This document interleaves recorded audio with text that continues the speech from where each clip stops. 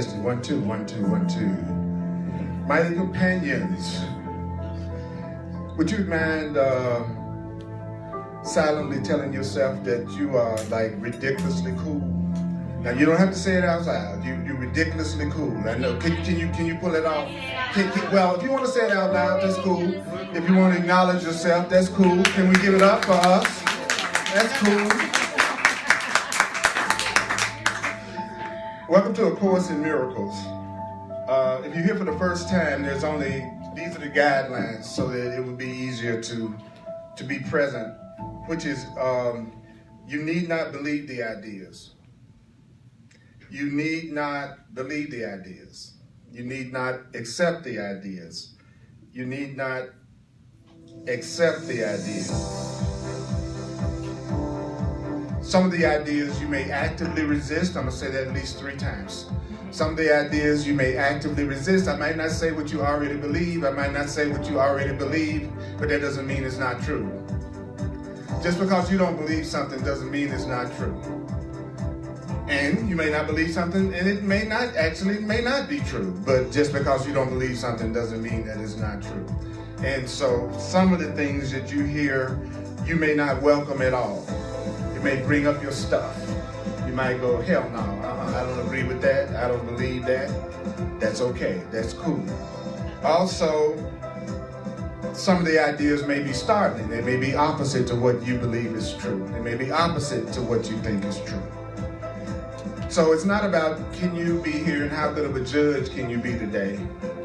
It's really about if you will use some of these ideas, you will see that these ideas are true and that the Course in Miracles is working on one thing. Primarily it's working on your perception of things. The purpose of the Course is to give you another way of looking at things, another way of seeing things.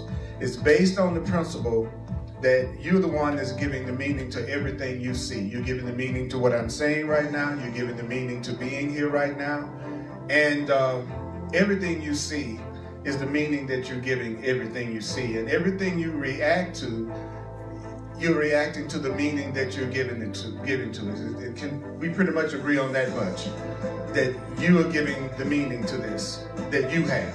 Is that right? Okay. So what you're going to be reacting to for this entire time is your interpretations, not what I'm saying. You're going to actually be responding to your interpretation of what I'm saying. Can we see that much? If you're the one that's giving this the meaning, then it's going to be your interpretations that you're responding to and not necessarily responding to what I'm saying.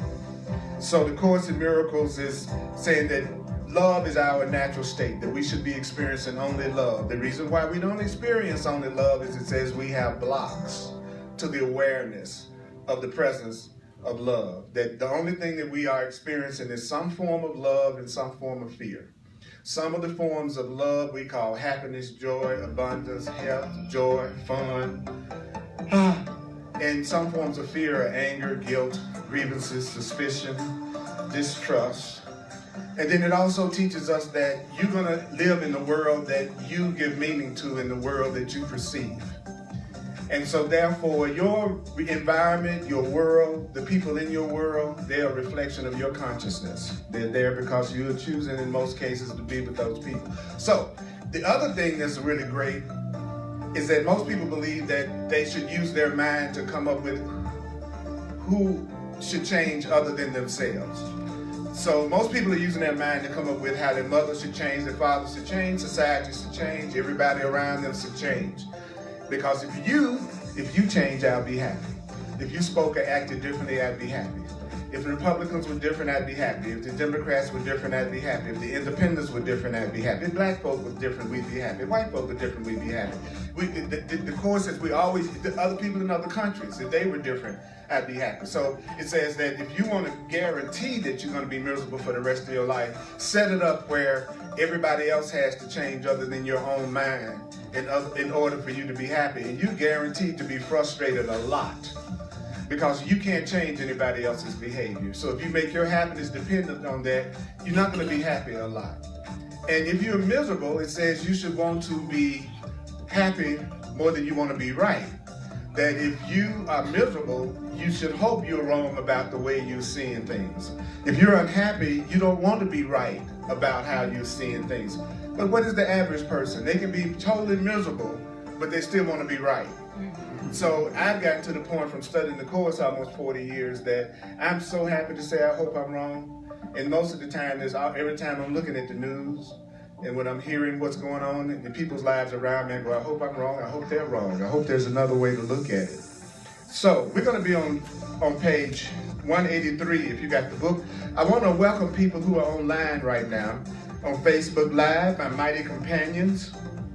We got people from all around the world that tunes in with us every Sunday. I'm going to get them up on my iPad so I can see the comments also.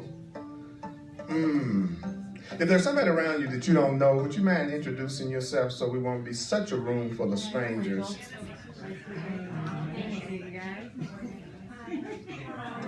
Rachel. Hi, Rachel. Nice meeting you. So if you want to keep all those good vibes going now, remember, don't give anybody your phone number. Yeah, right now we have nothing but good thoughts about each other. We don't know anything about each other's past. So I'm going to go through the first paragraph, and then I'm going to go through the first paragraph, and then I'm going to go through the first paragraph. It's in chapter 10 in the Foundation for Inner Peace version of the Course in Miracles. It's on page 183. Do you have a subtitle of it? The decision to forget. The decision to forget. The decision to forget. The decision to forget. The Course says, unless you first know something, you can't dissociate it. So it's the same as saying forget it. He says, unless you first know something, you can't forget it. I can't forget my name unless I know my name. I can't forget where I live unless I know where I live. So first you have to know something that you forget. And it says, so knowledge must precede dissociation, which means dissociation is nothing more than the decision to forget. So first I knew, then I decided to forget. First I knew, then I decided to forget. Then he says, what has been forgotten, whatever you forget, he says, it seems fearful, but only because forgetting or dissociation is an attack on the truth. So the truth seems fearful because I have forgotten it, and we have a tendency to be afraid of the unknown. So that which I have forgotten, sometimes that's the thing that I'll see as fearful. If I don't know you, I'm much more likely to be afraid of you than if I know you. So what I've forgotten can be a lot more fearful than what I think I know. So the Course says, you are fearful because you have forgotten.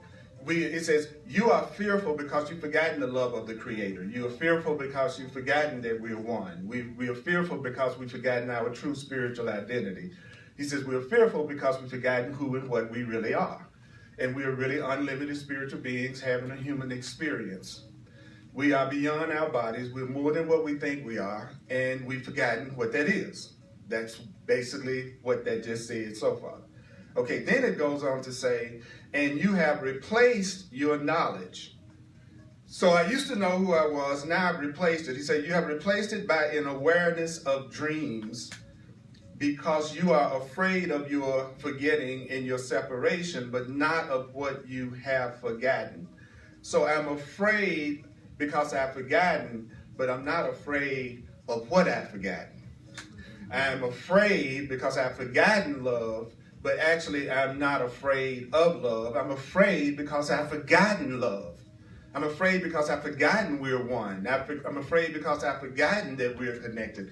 I've become afraid because I've forgotten what true safety feels like. But I'm not afraid of safety. I'm not afraid of love. I'm afraid because I've forgotten that I'm loved. I'm afraid because there's a part of me that thinks I'm alone. I'm afraid because I think I'm in a freaking world where it looks like anything could happen to me at any given time. And so the Course says, you're afraid because you've forgotten love. You're afraid because you've forgotten God. You're afraid because you've forgotten the truth. So it says, when what you have dissociated, when what you have forgotten is accepted, it ceases to be fearful. I've forgotten God, I've forgotten love. When I accept God, when I accept love, it won't be fearful to me anymore. So the Course is only talking about love or fear. So if you have a problem with the word God, substitute the word love, and then get you past that long enough to hear what's being said, because I'm much more interested in us hearing what's being said than getting caught up on the form that is written in. God feels comforting to me, but it may not feel comforting to you, but it's talking about love. It's not talking about some insane being in the sky that's kicking butt all day long because you're dressed too short. You know, we're not talking about that, okay? That's okay. You know, really? That's what you're concerned about. The entire universe needs to be maintained, and the length of my skirt is a real issue. Okay, okay, so there's something about me that just didn't ring true when I was a kid, and people didn't like that. That didn't make me very popular. You know, that's right. You get rid of every ounce of your common sense, and then you can enter. That's what I was taught. So I'll say it again. I'll say it again because the Course is about remembering. Do you know that when you know something, you have to know it before you forget it? Yeah. And the Course is talking about love or fear. So I had to know love before I forgot love. But the knowledge of love preceded my forgetting love. So being separate, being afraid is just a decision on my part to forget what the truth truly is. Then it says, if you forget something, it seems fearful. If you forgot who I was and I showed up in the alley, you might become fearful when I walked up on you. But if you knew who I was, you wouldn't be afraid. You know what I'm saying? Now, you can pretend you can walk anywhere in Denver and not be afraid, and you're totally in denial, but that's okay. All right, that's how we do that. Sometimes the Course says we use denial to make ourselves feel good, because without it, we couldn't stand what was happening around us. So we'll pretend that we feel safer than we do, and we'll pretend that we love people more than we do, and we'll pretend we believe in God more than we do. Then I'll drop you off some areas of town, and we'll see how you jump up and down with joy.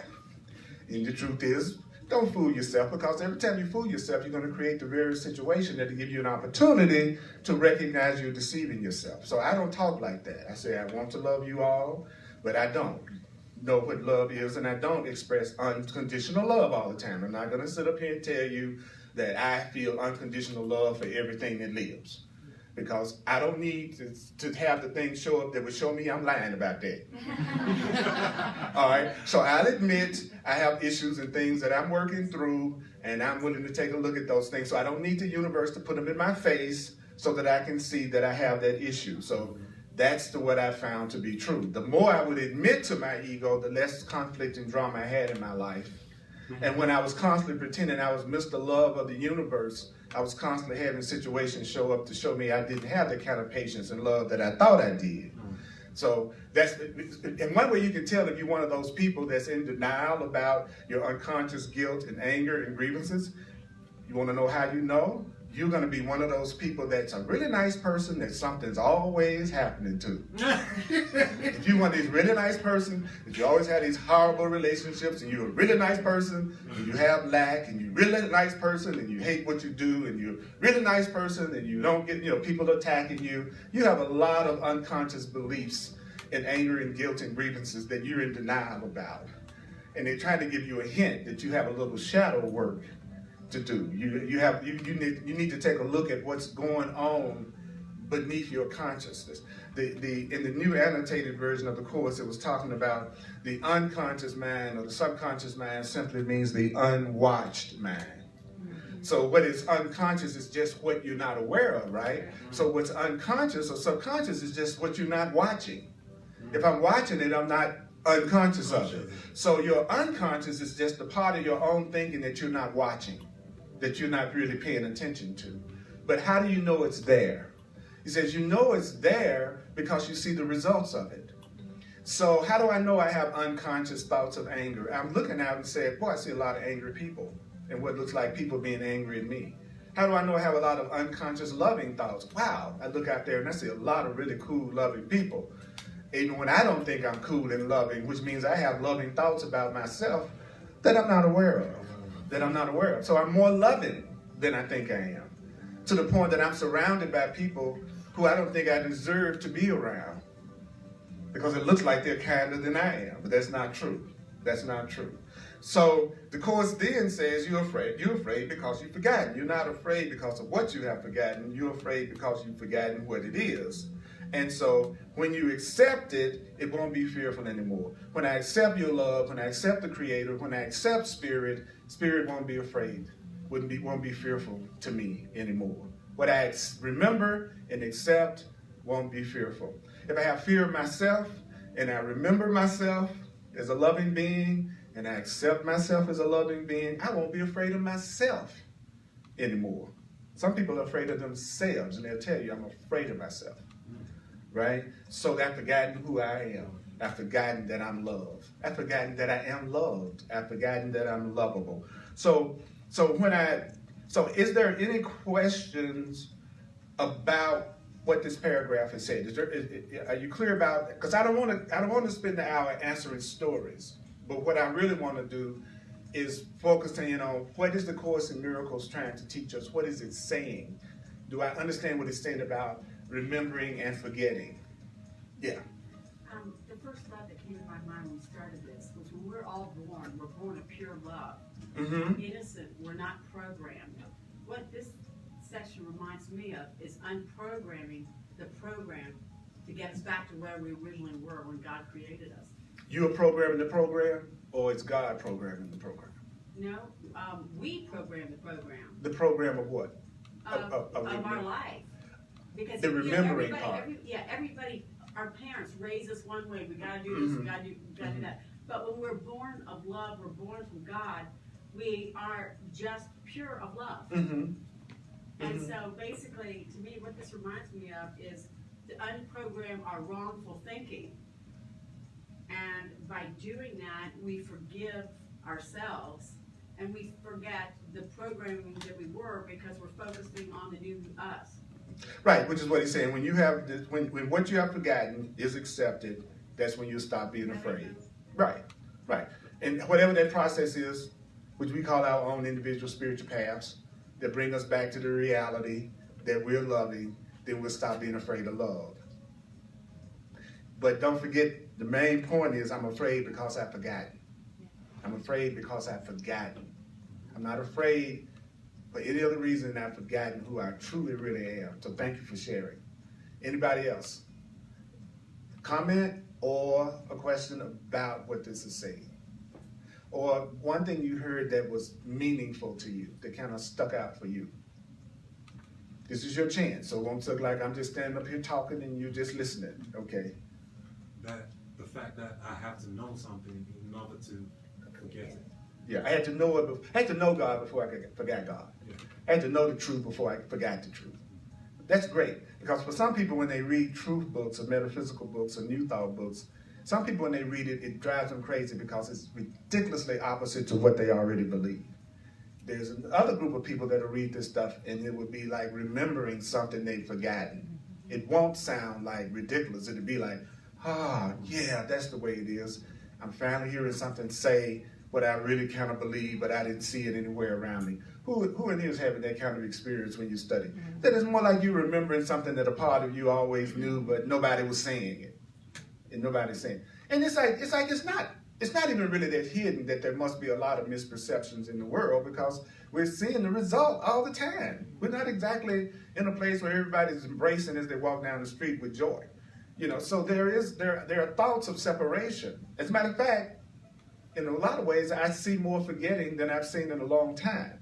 There seems to be more tribalism and more separation than I've seen in a long time that's going on. So to me, I would convert that to, there seems to be a lot of forgetting that we're one, forgetting that we are connected, forgetting that we all share in the same space, forgetting that we all deserve to be happy, we all deserve to be safe.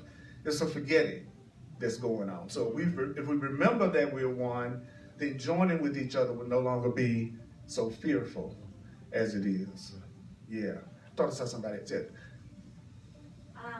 Kind of just based off of what you just said, I find that it really feels like remembering, like when you just like connect to a person, or connect to, even in this group right now that we're here for, there might be so many different forms in here, but like we're here to hear this material, and so it's easy to kind of forget of all the separateness when there's a common purpose. And I realize that even though we came from different places, have different conditioning or whatever, that somehow all of our past led us right here. That's right. And then also, like when you feel alone in a fear even, and then you find someone else like sharing that exact same fear, it's like, oh wow, this is like we're so connected in this kind of even insanity, whereas my insanity likes to make me feel alone. That's right. And like the same That's right. thing happens with That's love. right. Like That's when right. you get to a loving moment where you get to really connect with someone on a loving level, it's like you're able to kind of like self-forget, which is really to self-remember. That's right. That's right. You know, it's like you go to AA, for instance. What is it that would make me feel more innocent about talking about my issue and go beyond it? Because I'm in a room full of people that sharing the same issue. What we tend to do is somebody in here could say, "Oh, I'm scared and I'm angry and I'm upset," and then we would just sit there like, "Really?" I was like, "Well, I never go through that." You know what I'm saying? Where actually the healing would happen if we went, "You know what? I've had anger before too, and I go through anger too. I get where you're coming from." Then I feel more innocent. I feel more supported.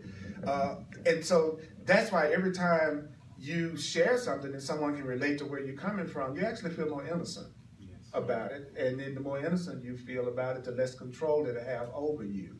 The control it has over you is out of the guilt. The addiction is to the guilt that I get from the addiction, not the thing I think I'm addicted to. The addiction is to the guilt that I'm experiencing, not the thing that I'm doing. The thing that I'm doing is I'm using to get the guilt and the punishment that I want for myself. And so if I can feel guilty about smoking, but a part of me feels like I am guilty and I deserve to be punished, then I'm going to do that thing for the guilt that it makes me feel. See, the more innocent I feel and the more free I feel, it doesn't make me go out and have less discipline in terms of how I express myself. What I found is the more conscious I become, the more self-control I have. The more I realize I'm innocent and it's okay for me to make my choices, I find that my choices don't rule me the way they did when I felt guilty about everything and I felt like I wasn't enough. So it's just the opposite. Like people go, "Well, if you don't feel any guilt, you just do anything. Well, no, actually it's because we feel so freaking guilty, we're doing anything that's hurting each other. It's coming from the guilt, you know. And guilt isn't correction anyway. Just because you feel guilty, you haven't corrected the situation. So people are like, "Well, I feel guilty." Well, that just guarantees you're going to do it again. Yeah. That's pretty much all it means. You're going to do it one more time. That's what it means. That's why trying to make people feel guilty is the dumbest thing you can do in a relationship. They're going to do it again if you make them feel guilty. Because there's a part, the course says, the part of the mind that's frightened and doesn't think it's enough and doesn't think it's loved is the part of the mind that thrives on self-debasement and guilt. And that part of you will be attracted to whatever it is that gives you self-punishment if you think you deserve to be punished. So you're not going to want to be in a relationship with a loving person if you feel guilty. You're going to want to be in a relationship with a person that witnesses to your guilt or who punishes or attacks you in some way. People wonder why it's hard for people to let go of abusive relationships. If I think I deserve to be hurt, of course I'm not going to let go of the person that's the channel for that hurt. They're giving me what I want. But in consciously, that sounds crazy, right? So I'm going to say I don't want it, but I can't get away from it. Because nobody is going to consciously say, I want to call for punishment and attack on myself. You know, even an insane person is usually not that insane. So what we're going to say is, this is happening to me, and in no way do I want this to happen. That's what the average person is going to say. And so they'll be in all these painful situations, and they don't recognize, I said it to myself just the other day, who's the common denominator in all your relationships, Earl, in all your life? You.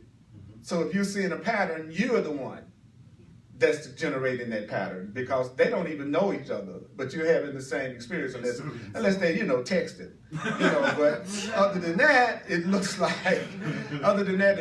I'm the common denominator. So based on this paragraph, what is it that it's telling me? Well, Earl, first you must have known love, and then you forgot love. And when you forgot love, you became afraid because you forgot love. So if you want to stop being afraid of love, then you need to accept love. Then love will stop being frightening to you. And when it's not frightening to you, you'll accept it, and it'll come to you, because what you are afraid of, you don't want. The Course says that if you ask to pray for something in fear, then you don't want it, because nobody wants what they're really afraid of if they become the least bit aware. So if I'm asking for relationships and I'm terrified of them, there's a part of me that doesn't want what I'm asking for. If I'm asking for abundance and I'm terrified of it, or I judge those who seem to have it, I'm also saying I don't want it. So that's why haters never experience what they are hating the other person for having.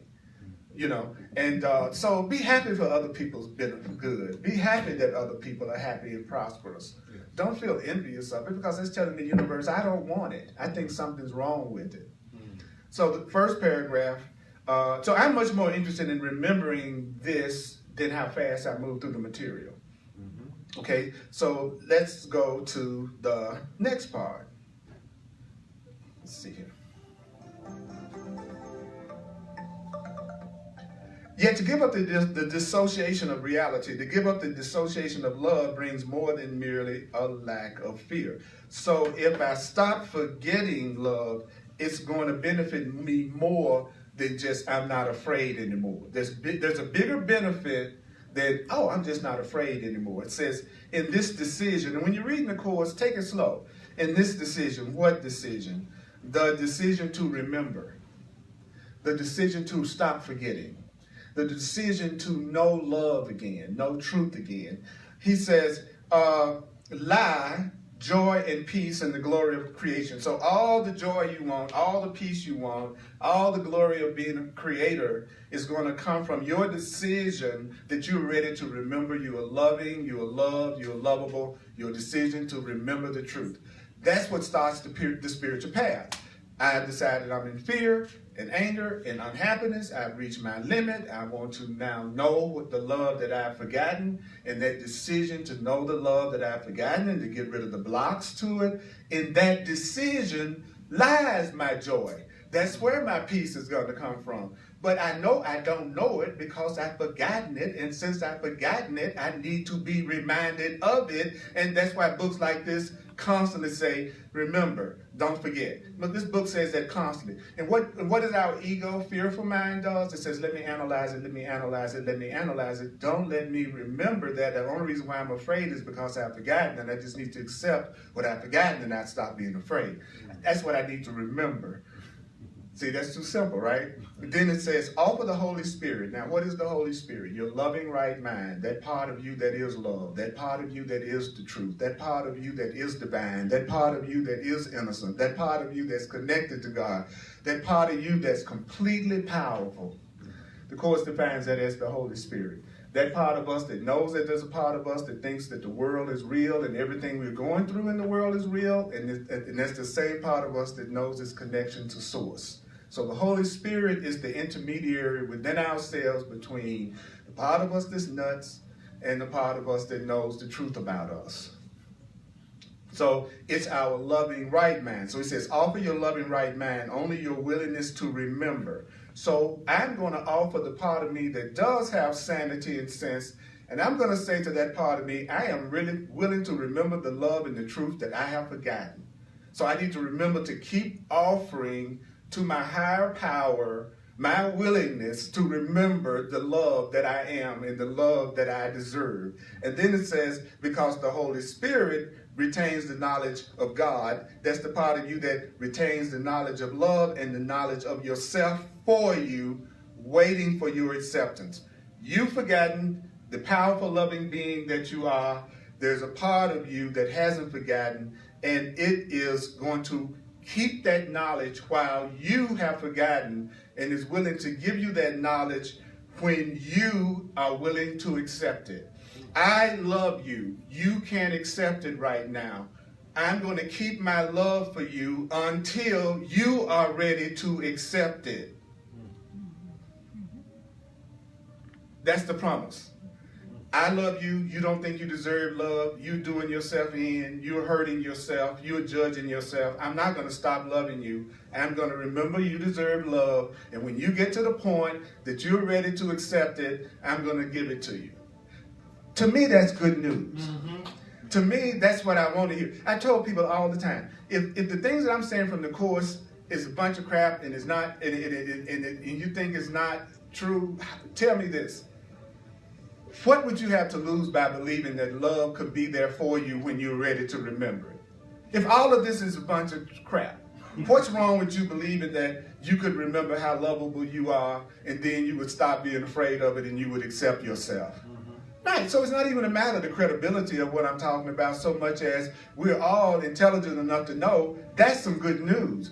You can't lose by believing something like that. That would be to your benefit, right? So it's telling us that give up gladly everything that would do what? That would stand in your way of remembering.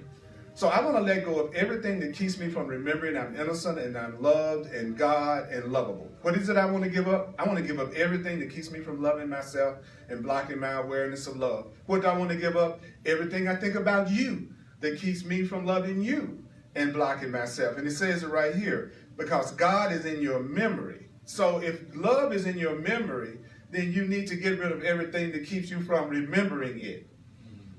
If I forgot where I left my keys, I need to give up everything in my mind that I'm thinking that's keeping me from remembering where I left my keys. Focus on your keys. I need to focus on remembering where I left my keys and letting go of everything that's keeping me from remembering my keys. And that's all that the book is saying. Instead of focusing all your attention just on what's making you forget, remember why you're trying to let go of everything that's keeping you from remembering so that you can remember. So I don't want to be in a relationship that's constantly helping me forget that I'm free, forget that I'm loving, forget that I deserve love. Because whoever you're in a relationship with is going to be your most intimate reflection of yourself all the time, because usually that's the person you're spending the most time with, is whoever the people are that you feel closer to. So the people you hang out with are either helping you forget or they're helping you remember. Either they're reminding you of love or they're reminding you of what's not love. Either they're reminding you that you're innocent or they're helping you believe that you're guilty. Isn't that simple? This is so simple that it's funny to me that there's a part of the mind that says, this is so complicated. It's not complicated. There's a part of you that loves you. The part of you that loves you is going to remember you deserve love even when you've forgotten. When you're ready to stop jiving around and really remember that you deserve love, then it's going to give you the information because it's already in your memory anyway. So everything that's keeping you from remembering it, you have to say, I'm willing to give it up. I'm willing to give up every thought, every belief, every relationship, every association that keeps me from remembering that I'm innocent and loved and free and connected to my source. And it's saying all you have to do is say, I'm willing. I just need to be willing, because love never forces itself on you and love never snatches anything away from you. So I have to be willing for love to do its thing. Fear encroaches on its own. When someone is full of fear, they'll force their will on you whether you want it or not. A fearful, guilty, angry mind will force itself on you whether you want it or not. Love never forces. It just waits on welcome. So I want to see who's welcoming Earl. I don't want to see who Earl has to go out here and try to get. Because usually everything I've ever tried to get, I wish I could give it back. Right? But what I welcome and what welcomes me is what I really enjoy. That's what I really love. There's something I want to forget. Right? Yeah, there is something I want to forget. That's right. You know, it's like you don't have to try to get even with people. You can just forget them. And people, what? Yeah, I don't want to break it to you, but there's a lot of people you've been in a relationship with that have forgotten you. And they don't have a grievance against you because they forgot you. It's the people who remember you that don't like you. That's the problem. Those are the ones you got to watch out for. The ones who remember they don't like you. But the ones who moved on, my theory is nobody that's truly happy dwells on the past anyway.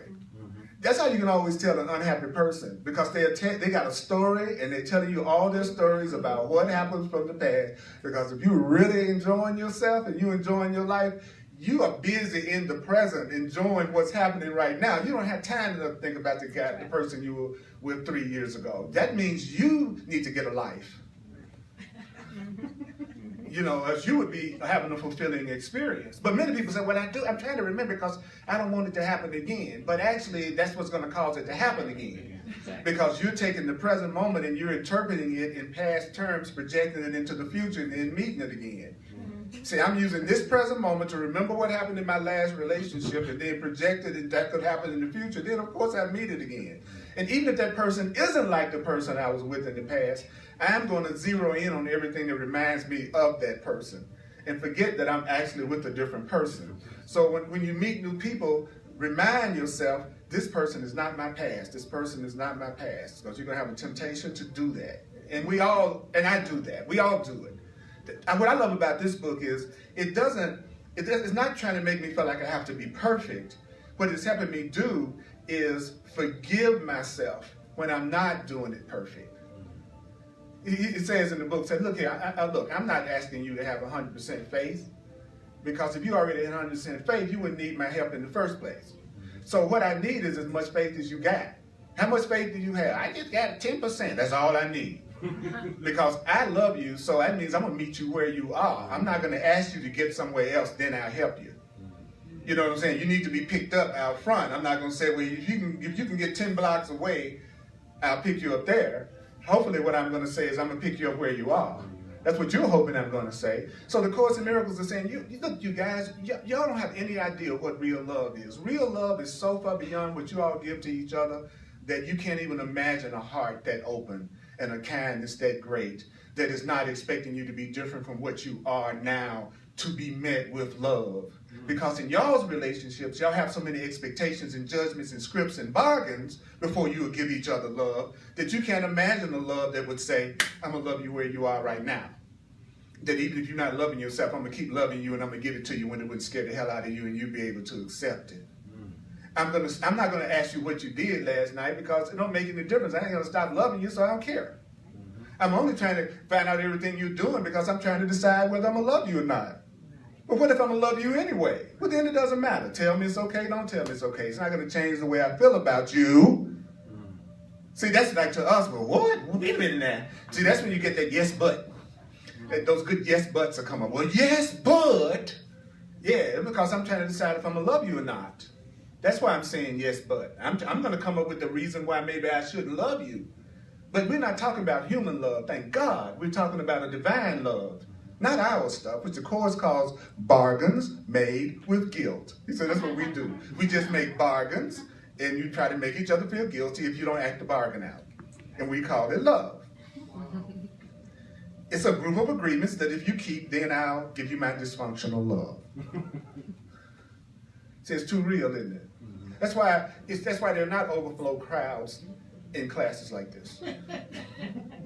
Right? But there's overflow crowds if I said you are guilty, you are sinful, and you're going to hell. And it'll be a mega church. Why? Because I'm telling the person what they already believe about themselves. So therefore they see me as telling them the truth, and they will come to my church because I'm telling them what they believe. But if you stand in front of a black dude saying weird stuff like you're totally innocent and there's no hell and guilt, then it's like, wait a minute. Is this the devil in the form of an angel? Is this a smiling, nice guy that's trying to lead me down the path of doom? How dare him say, I deserve to be loved even when I forget it because I'm valuable. This got to be a cult. He told me I deserve unconditional love. Does he know what I've done? Does he know how worthless? Does he know what I just did yesterday? You see what I'm saying? So to seem like I'm the liar and I'm the deceiver because I'm telling a person what they don't believe about themselves. It's not really mysterious why love is met with suspicion. Someone starts to love you, what you want, right? Because everybody that's told me that they love me has been the people that I've experienced the pain through more than strangers. It hasn't been strangers that I've hurt myself through. It's been the people that I knew who said they love me. And I bet you if you be honest, it's true for you too. That it's not strangers that you've experienced the greatest amount of pain and disappointment in. It's been everybody that said they love you. So if somebody walks up to you and says, I love you, say anything but that. Because I've forgotten what real love is like.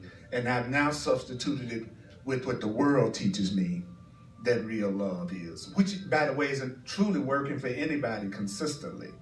But, but we still go for it because we're special. So we say, it's going to be different from me. It's going to be different for me because I'm different, see. So I can do the same thing everybody else is doing, just the way everybody else is doing it. But I'm going to get a different result because at the very least, I'm cute. And juicy and ridiculously cool. And juicy and ridiculously cool. So the fact that I'm insane, you overlook that. And that's what we do every Saturday night. Sometimes Friday. Sometimes on Fridays too. We overlook the insanity because the appearance, the sweetness of the poison is so good. Amen. You know, I love this line in the course that says, basically saying, poison that you don't know you're taking will kill you as much and as fast as the poison you do know you're taking. Poison that tastes sweet will kill you, as a matter of fact, faster than the poison that tastes bitter. Because if it tastes bitter, you might go, but when it's that sweet poison, the poison of forgetting who I am, the poison of making me think I'm separate, the poison of telling me I'm guilty, the poison of trying to use debasement and criticizing me and judging me to get me to do what you want me to do, that kind of poison, it will also make me not remember who I am and keep me in fear. So when you feel fear, you could say, I am forgetting who I am right now. I'm afraid. I'm forgetting the truth of my safety and that my creator, my source is with me right now. So it says here, give up gladly what? Everything that would stand in the way of your remembering, for God, love, your creator, is in your memory, and your creator's voice, love's voice. Then it says, now I'm going to tell you what love is going to tell you. Okay? He says, the voice for God, the voice for love, when you start to remember, okay, what is it going to tell you? He says, well, it's going to tell you that you are part of God or love when you're willing to remember God or love and know your own reality again. So what am I looking for someone who truly loves me to say to me? I am part of you. You are part of me. I am part of you. You are part of me. We are joined. I am part of you. You are part of me. We are connected. We're joined. I am you, you are me. We are the same. We are alike. We are joined. Love is going to recognize that we are part of each other. We are one with each other. And imagine how we would be treating each other right now if you really believed I was as much a part of you as you think your arm is. Imagine how you would treat me if you really thought my having food to eat was you having food to eat. Imagine. But you have to watch the golden rule, which says, do unto others as you would have others do unto you.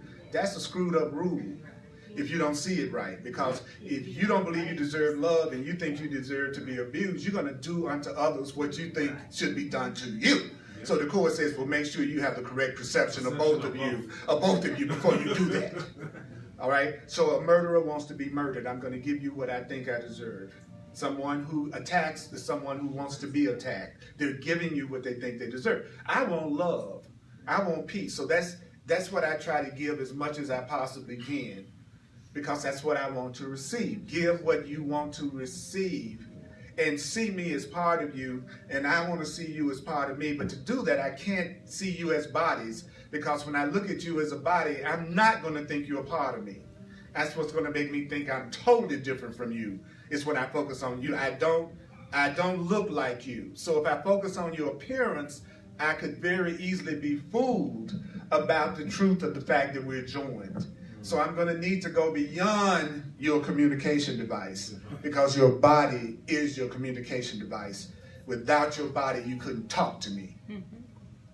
So people who are dead aren't dead. They just don't have a communication device in the physical plane for you to talk to them through, which you actually don't need to reach them, but you believe you do. So you'd be freaked out if your grandmama that's passed 30 years ago started talking to you as soon as you got out the shower and wasn't nobody there. You would freak out. So the Course says that's why we are not made aware of things like this, because it would simply scare the hell out of you.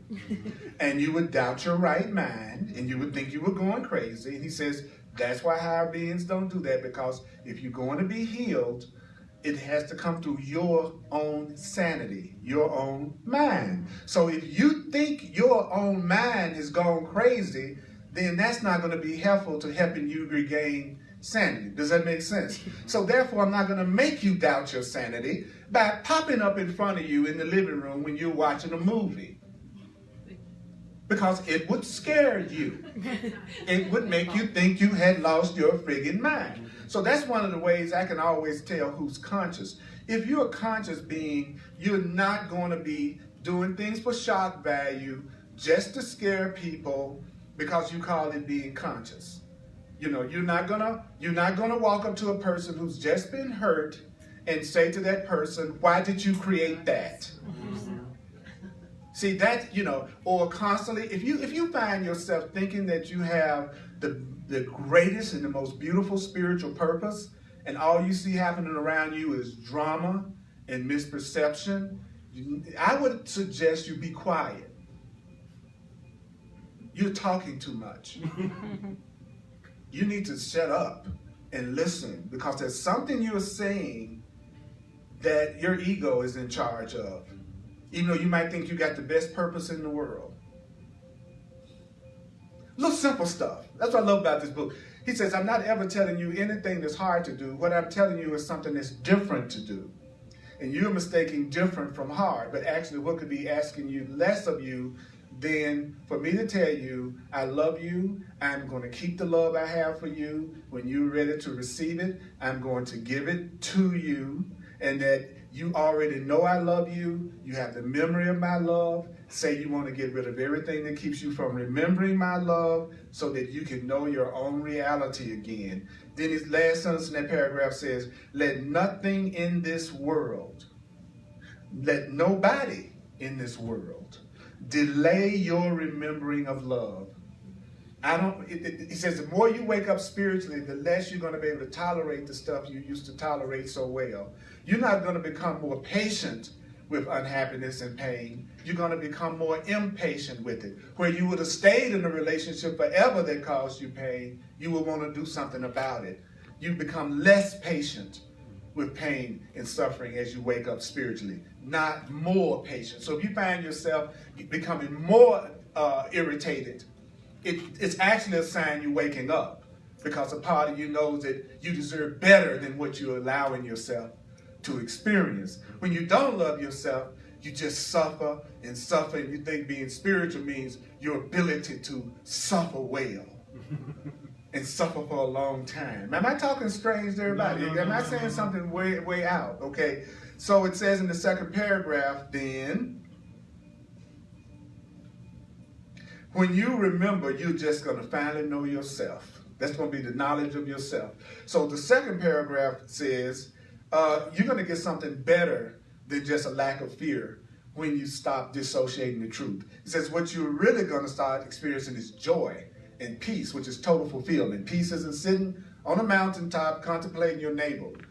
Peace isn't boring. I remember when I first heard peace, there was a part of me that said, I don't want peace, I want a party. You know what I'm saying? You know, I don't want peace, I want Hawaii. You know what I mean? It's like I associated peace with boredom, because a lot of times, even in spiritual circles, people have a stereotypical idea of what peace is like. So peace means you are quiet and you don't move and you don't say anything, and you don't do anything. So you're trying to tell me that people that's basking in the joy of life and dancing and joining and laughing, those are the ones who are not having peace. But the person who's doing this all the time, this is the peaceful person. It may be, but it doesn't mean that the person that's jumping up and down and laughing and playing and dancing isn't also the peaceful person, right? So he says peace means total fulfillment. That you can substitute the term total fulfillment for the term peace, and you'll get a better idea of what peace is. Peace is total fulfillment. Think about that for a second. There's nothing missing. I have no sense of lack. I feel totally whole. I feel totally fulfilled. He says, that's what remembering the truth is. It'll do more than make you forget what you were afraid of. He says what it's going to do is give you joy and peace, and you'll start creating. And then we were told that there's a part of you that's just waiting for you to be willing to remember, because there's a part of you that has total knowledge of love and how much you deserve it, and a part of you that remembers your relationship to Source. It's just waiting for you to accept it. So what do? He says, give up how? Gladly. Everything that will stand in the way of your remembering the truth. Give up. And so what is that? I need to give up my fear. I need to give up misperceptions. I need to give up ways of thinking that don't serve me and make me think that I'm guilty and separate. That's all it means. I need to be willing to do the process of letting go of everything that keeps me from remembering that I deserve love. And if I want to do it really fast, I should join with others who are trying to do the same thing. That speeds the whole process up. But realize the other part of you that has forgotten, called the ego, that's been in charge, that's been ruling you, those fears, those guilts, those things we've learned from the world, that part of you is not going to give up without a fight. So it's going to try to get you to think you're crazy for even attempting to recognize you deserve unconditional love. So it might make it so as soon as you make the declaration to remember, you may be tempted to go out and make some of the dumbest decisions you've ever made in your life. To what? Stop this whole process. So you might listen to this and go right out and choose people that are just the opposite of what we're talking about today. Or go make a dumb financial decision. Or quit your job tomorrow. There's a part of you that's going to try to keep you in the fear and guilt and conflict, which of course calls the ego. And you need to be aware of how it operates so that when it tries to pull its game on you, you're aware enough to go, oh, that's just the part of me that's trying to jam me up and self-sabotage right now. And you know it. Why? Because this book will tell you exactly in detail what you're going to try to do to hurt yourself from hearing you deserve love. But what does the average person do? They try to wing it. They'll listen to what I'm saying and then try to do it without instruction. And that's where studying, that's where a spiritual path comes in, so that you're not winging it. You're letting something smarter than you tell you what to do. But Americans in the West, there's a challenge with that a lot of times. We don't want to listen to guidance that's greater than what we think of sometimes. That's very common in our society. With adults, I read in one book that it said, adults don't want to accept answers that come from someone else that they didn't think of, even if it would help them. Because we've been taught that we should be autonomous and self-sufficient, so if we don't think of it, we have a tendency to discount it because it wasn't my idea. Right. So, and males have to really be aware of that. Because the male ego is really big on, I should be in charge, I'm the one that knows, I'm the one that should do it. And I know the way to do it. You know, that's why GPS saved women. Okay, so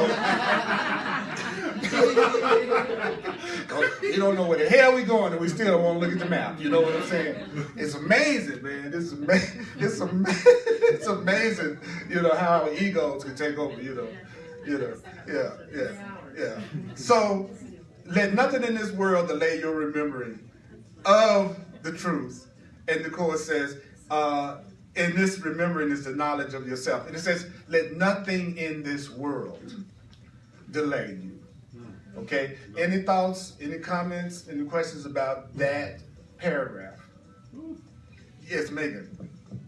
Well, I really just like that it differentiates that it's gladly. Because so often, like, the idea of loving self or loving others is exactly what you're talking about. Bargain, sacrifice, kind of like a beggar. How much will you change? How much change will you give me? Mm-hmm. Yeah, a different kind of beggar. Yeah, exactly. How much change will you give me? Yeah. That's good. That's a good way. That'd be another one of my brilliant sharings in the class. Okay, go ahead.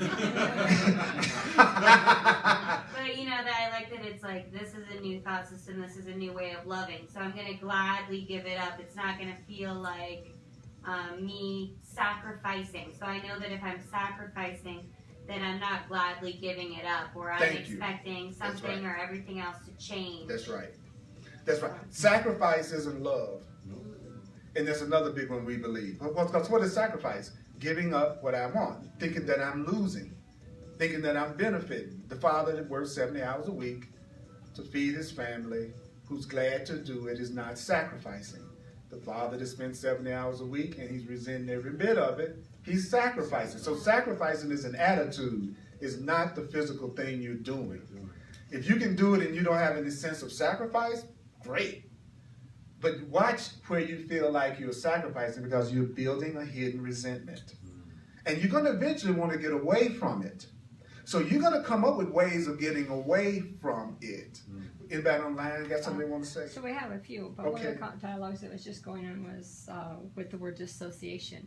And as I was reading it, what came forth for me was disassociation is is separating from self, capital S. Mm-hmm. So another term that can be used for disassociation is self-abandonment. Yes. You know, and so that we're caught in this cycle of self-abandonment of who we truly are. The cycle of self-abandonment of who we truly are. Remember, when I share something from the course, it is not the only way you can look at it. Okay? And so when I said that about dissociation is the decision to forget, is because right there on the page it said dissociation is the decision to forget. Okay? So it's not the only way that you can look at it. I love to know that I got something I've forgotten. Because I've forgotten something doesn't mean I don't have it.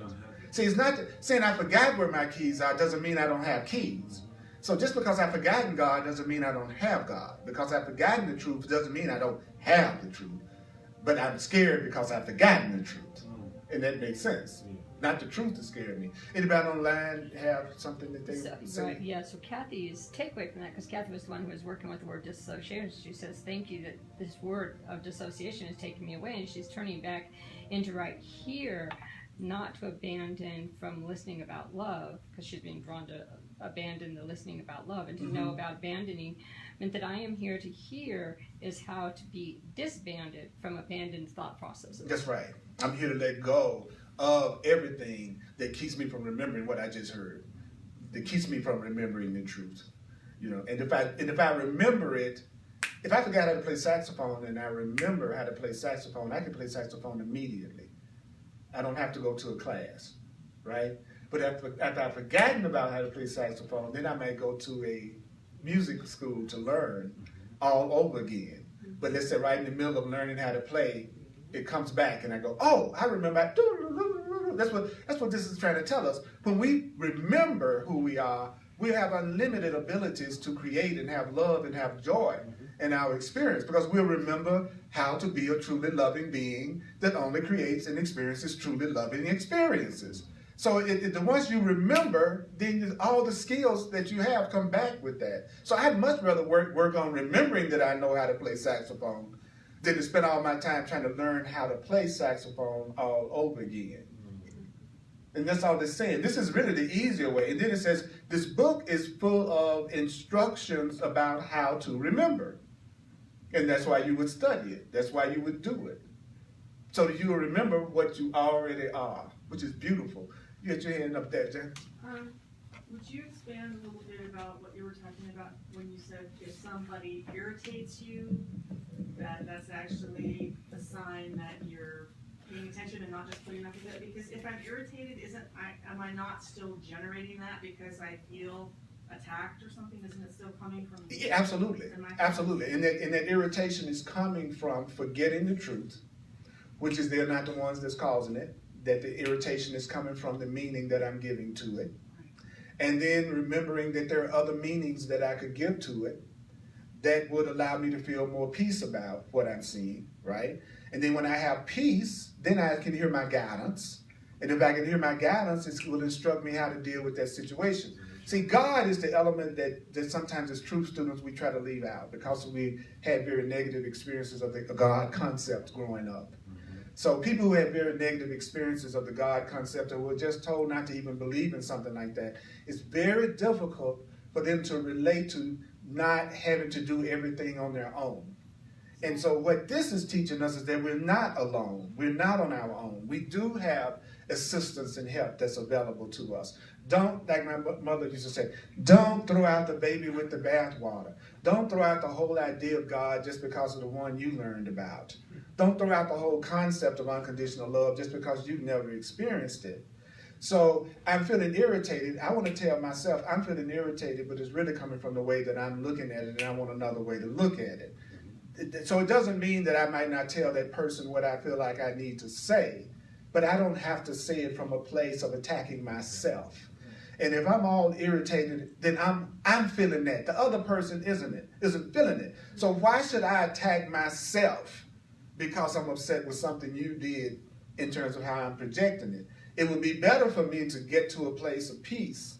And then from that place of peace, communicate. He says, because And then I'll tell you why. It says it's because it's never the words that you use, but it's the energy behind the words that you're using that people are responding to. So you can say you love me all day long and have a ton of hate behind those words, and there's a part of me that knows that you are just using words you don't really mean. So people concentrate too much on the words and not on what's happening behind the words, right? So you want to, so that's what you want to do with the irritation. And then you realize your irritation is itself your call for love. And it's your desire to remember that you deserve peace and love in that moment. That's why you're irritated. Because a part of you knows, I want peace, and I'm not experiencing it right now with you. When you're jealous, I want to experience love with you, and I'm not experiencing it right now. I'm experiencing fear. See, a conscious being knows that when you are upset or angry or afraid, you are saying, I want love. I want to know that love is real. I want to know that I'm safe. I want to know that we are connected. That's what they're saying. It might come out as, you bastard. But that's what... But you have to learn how to respond to the content of the call and not the form the call is made in. See, that's what's deep, man, is when you get to that level of consciousness that you're not fooled by the form the call is made in. Like people want to help somebody when they go, would you please help me? Would you please help me? Then people go, okay, I might help you. But when the person is going, I hate you, I hate you. See, then I want to help you. Why? Because I don't realize that's just as much a call as the person is going, please help me. It's the same thing. This one is just even more afraid. See, we don't tend to look at it like that. You know, I'll answer you, I'll help you if you ask me right. Right? Yeah. Do you want to be in a world that people only respond to your calls for help in certain situations? Or would you want to live in a world that when you're most afraid, that's when people will realize your call the most? Then I've got to start doing what? Recognizing the same thing. Even if I'm not the one that's called upon to physically do something. Because I'm going to ask Spirit if I should do something physically when someone is making a call for help. The Course teaches how comes from helping people that you're not being spiritually advised to. Yeah, burnout comes from you trying to help people that you're not supposed to be the one doing it. So when you're helping people that you're not directed by Spirit to help, then you feel like you feel upset about it.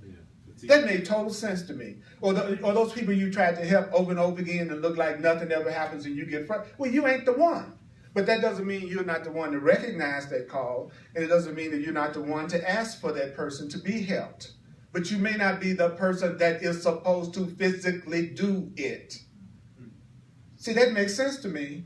It says love is so sane that, or God, which is love, that it does the most radical thing. It directs the people who want to and who are able to do it. That if you want to get something done, you ask the person who will do it. You don't go, I want to get something done, so I'm going to pick you who absolutely don't want to do it at all, and we're going to spend the next 10 years you studying so that you can get to the point that you'll do it. It would be much faster, especially for the person that's suffering, if I asked the person to do it who would be willing to do it right now, and if I'm indeed God, if I'm indeed infinite intelligence, wouldn't I know who and what that would be, and we're the one that would be directing them. See, that's what I love about this book, is I call it super common sense. And so since I'm in a world where I'm not used to hearing it, it takes a minute for me to go, oh, that makes total sense. I'll ask the person who really wants to do it to pass me the sugar. Not the person that's across the street that don't want me to even come to their door. But that's what we're taught to kind of approach everything. Like spiritual growth is being with a person that you hate and then spending the rest of your life trying to learn how to love them. And then say that's spiritual growth. No, spiritual growth is being where you're expressing the love to the point that it's overflowing into areas of your life where you normally wouldn't be giving it. I feel so good and I feel so grateful. I am more compassionate toward the person that's irritating. Because I'm not spending all my time trying to get the person that's irritating not to be irritating. I'm focusing on enjoying and feeling peace to the point that they're being irritated doesn't bother me because I'm so whole and complete, which puts me in a better position to be helpful to them. Now that makes sense. That's why I love this material. It just makes sense, but it challenges my crazy mind. And my crazy mind doesn't like it because it wants to keep me going through the pain that it thinks I deserve because my daddy dropped me on my head when I was 3 years old. So now that's why I haven't been able to have relationships for the last 35 years. Because that's what we do. I'm not having love now because of something that happened 15, 20 years ago. That's just an excuse. I'm just afraid. I've forgotten what love is. So I'm going to make sure I don't enter relationships because I'm afraid of them. And then I'll claim I can never attract anybody. I'm just afraid of relationships because I've forgotten what a real relationship is like. Because I'm in a world that has no idea what a real relationship is like.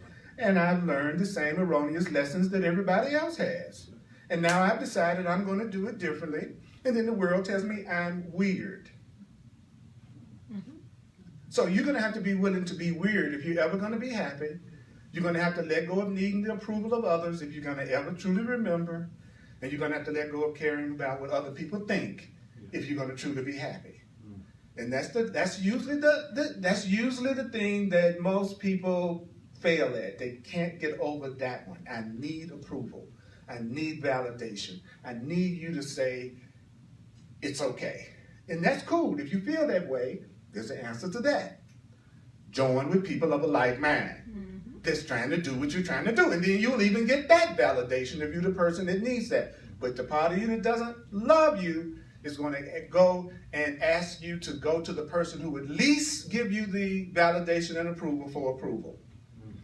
So watch it. You can tell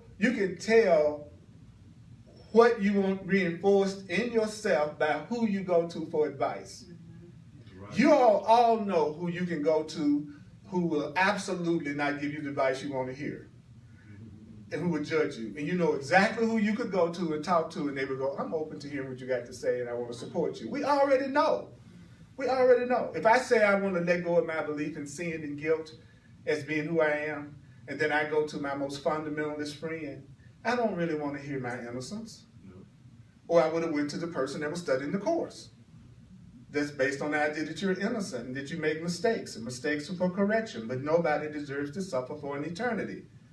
Anybody that believes they deserve to suffer for an eternity is a level of self-hatred that is almost phenomenal to me.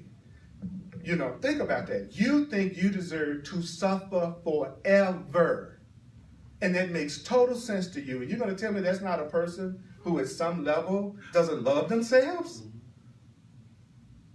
Nobody who loves themselves wants to suffer forever. Nobody who loves themselves wants anybody else to suffer forever. That just wouldn't happen if you were loving yourself. So what? I've forgotten what love is really like.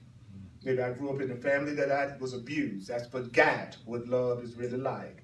And so the people who say they love me hurt me. So now I think love hurts. So I'm going to be attracted to the person that hurts me because that's how I know love to be. And someone who's not, I'm not going to be attracted to them. That's the way it works. It's that simple. So what do? You say, I want to give up everything that would make me think I deserve abuse and pain. I'm willing to remember that there's a part of me that knows I deserve love and is willing to give me the love and the witnesses who will show me that I'm loved if I'll turn to that part of me. But that part of me will never force itself on me because love never forces itself. So it will be waiting until I willingly say what I'm willing to give up, everything that keeps me from knowing the love that I am. So, Rachel, did you have a question? All right, let's acknowledge ourselves for hearing this moment. You know, and let's step up our acknowledgement one more time. Let's acknowledge ourselves. For real. Yeah. Come on, man. Yeah, we cool. Woo. See, that's what you want. You want that kind of enthusiasm about you, you got to have that kind of enthusiasm about you. Yeah. That's the world is a mirror. It's a three-dimensional mirror. That's a reflection of how you feel about yourself. So let's do the love offering now. Thank you so much for your financial expressions of appreciation. It is so much appreciated. So much appreciated.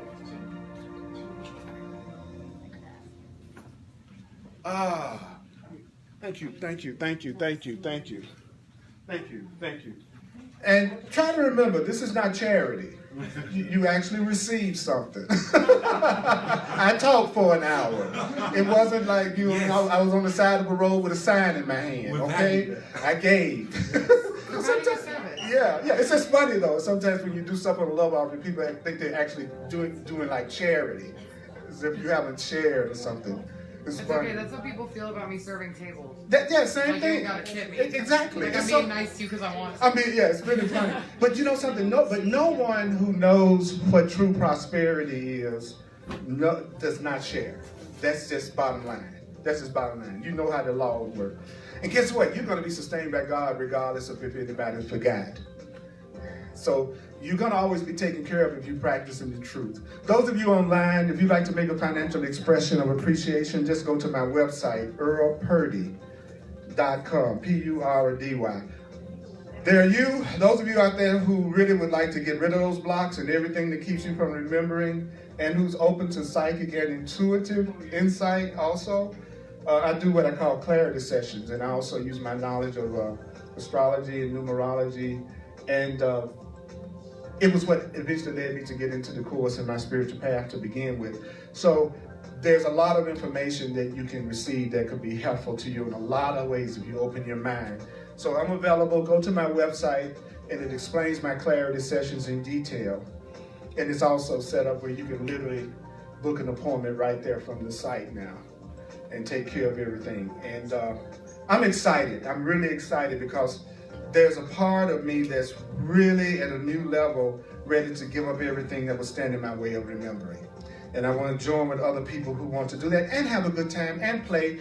You can hike and remember God. You can play and dance and laugh and remember God.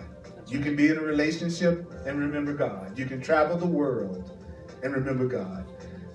You can look at Netflix and remember God. That's right. There's no sacrifice on the loving path. On the loving path, you don't feel like you're sacrificing. On the fearful path, you feel like you're sacrificing.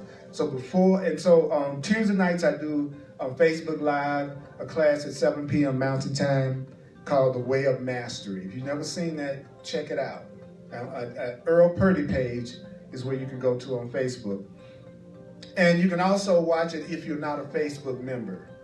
If you go to www.facebook.com /Earl Purdy Live. I'll say it again. www.facebook.com/Earl Purdy Live. You can watch the live presentations. You're going to see something that comes up and give you the option to join. Just scroll down the page and you'll see the class.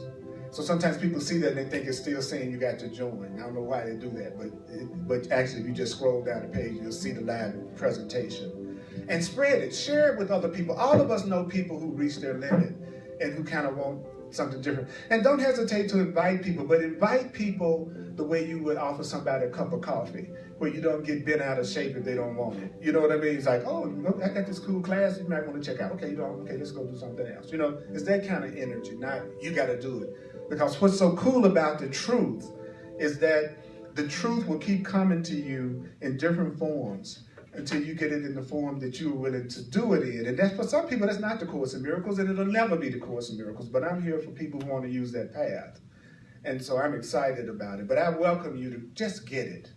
I'm not attached to how you get it. Just get it. Let's just get to the love. Right? Right? Right. Right? Yes. Okay, now I'm going to have a dramatic finish. So mighty companions, only love, give love your willingness to remember. Let me remember the truth. Let's say, let me be still and listen to the truth. Let me be still and, anybody say it with me. Let me be still and listen to the truth. Let me be still and listen to the truth. Let me be still and listen to the truth. Let me be still and listen to the truth. What is love going to tell you when you finally hear love? Love and God is in your memory. And what will love tell you? What will love tell you? What will love tell you? What will love? It will tell you, you are part of me. And I am part of you. You are part of me. I love you. You are part of me. We are connected. We are joined. What will love tell you? You are part of me, and I am part of love. Love is part of me, and I am part of love. You have forgotten, so all you have to do is to study to remember. You do the study to remember. Don't let anything in this world, nothing in this world, delay your remembering of God. Don't let nothing in this world delay your remembrance of the truth. Because in remembering love, you are remembering yourself. In remembering lusciousness, I say you are remembering yourself. Are you willing?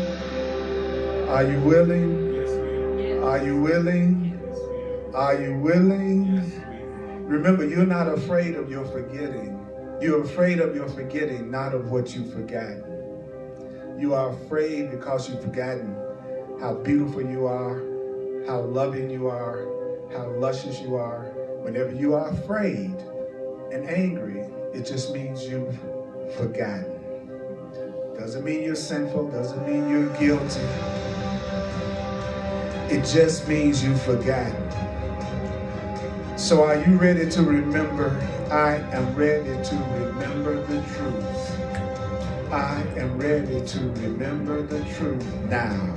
I am ready to remember the truth now. I am ready to remember the truth now. I am ready to remember the truth now. I am ready to remember the truth now. Give up gladly everything that would stand in the way of your remembering God, remembering love, remembering the truth, remembering the truth. God is in your memory. I say God is in your memory. I say freedom is in your memory. True freedom is in your memory. True love is in your memory. Thank you, Holy Spirit. I appreciate y'all. Thank you for taking the time out of your busy day to let yourself hear that you deserve absolutely all the joy that life has to offer. Hugs are available. I appreciate you, and I will see you the next time. Thursday night, 7 p.m. It's Hardcore Course in Miracles, also online, Mountain Time, and back here. So, don't fall for the trick. Don't fall for the trick. You know when you're feeling sacrifice. You know when somebody's giving you a bargain. Don't fall for it. All right, the temptation's gonna be there. Yep. And don't forget, you're too cute to suck up. Yes. That's number one. Don't forget that. I'm vouching for it. I'm looking at you. I know you are. I'm looking at everybody right now. All right. I love hugs. So anybody that dare give me one, I appreciate it. Mighty Companions Online. Yo! I love you.